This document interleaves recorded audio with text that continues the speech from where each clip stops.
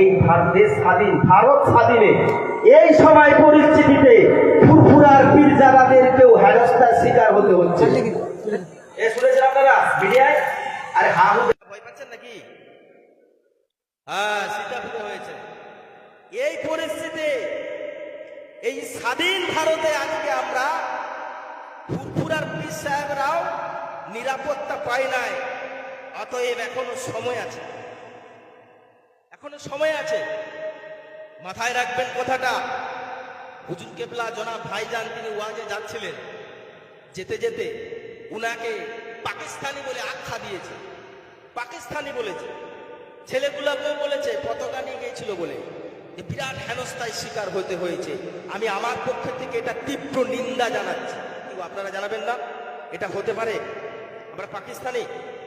আমি এটা উস্কানিমূলক কথা বলতে আসিনি, এটা ইসলাম